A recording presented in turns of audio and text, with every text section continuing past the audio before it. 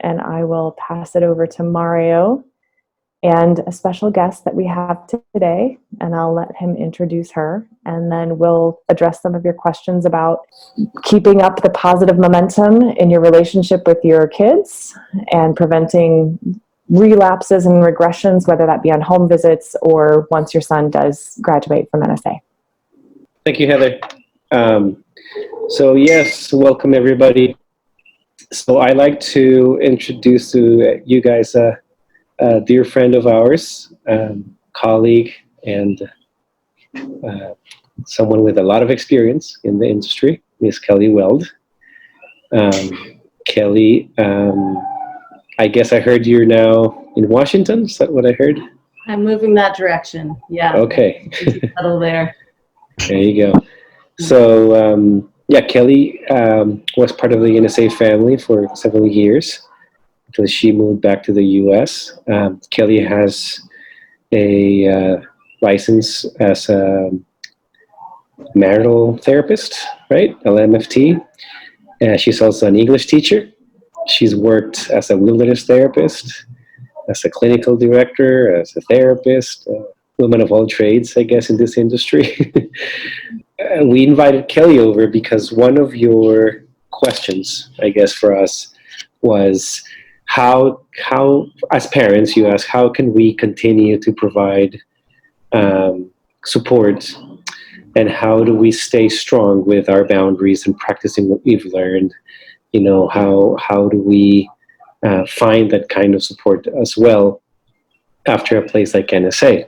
So we thought it would be a good idea to provide the perspective of a professional, right? Also, like what you see from your end when you support students and families after a process like this. Yes, we can start, Kelly, perhaps with perhaps you can tell us a little bit of what you do and kind of how you do it. Maybe that can open up the questions. Thank you so much for letting me join this call. I really appreciate it, and I love Heather and Mario and the NSA family. So it's a complete treat for me to, be part of this conversation. I left NSA about a year ago. I was there for 5 years, and I've worked a few different places, wilderness and therapeutic boarding schools beyond NSA. And so, I've been kind of part of this healing process with families for a long time. I'm a marriage and family therapist, so I do individual coaching and family systems work.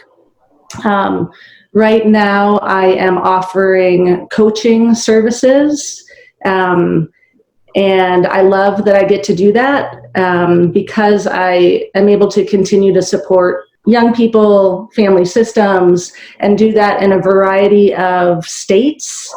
As a licensed clinician, you are only legally to practice therapy in the states in which you are licensed.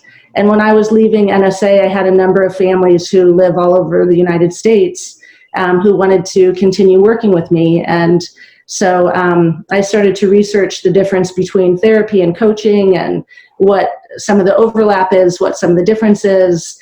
Legally, I can provide support as a coach, but I'm not able to provide support in multiple states as a therapist. For me, there is some overlap. But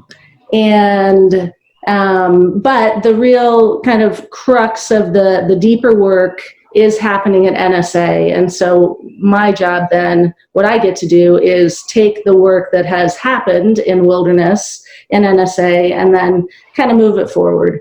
And I find that a lot of students who have been through the therapeutic process, they don't love the idea of having a therapist, but the idea of working with a coach seems a little more palatable to them. So it's been fun, and it's also been challenging, particularly at this time, with the quarantine. The families I am working with, they're struggling. The students who are home right now are struggling. They're figuring it out. They're resilient. They're getting through it.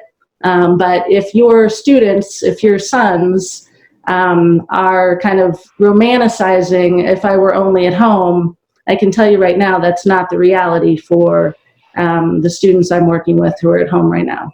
I am proud to say that I created a website for myself, and that's a big deal for me because technology is not necessarily my strong suit.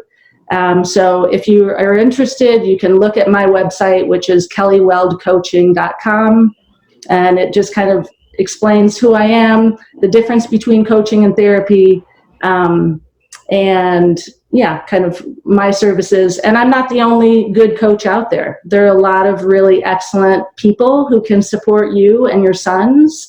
And I do highly recommend that you, you find a fit that really works for you, especially with the transition, because transitioning back into, the U.S. culture and all of the kind of messages from media and, all of the kind of social media and all of that is very challenging for families. And again, particularly at this time, but even before the quarantine started. So yeah, so again, I'm just really grateful. I loved my time at NSA. I grew a lot as an individual and as a professional. So it's nice to be on this call.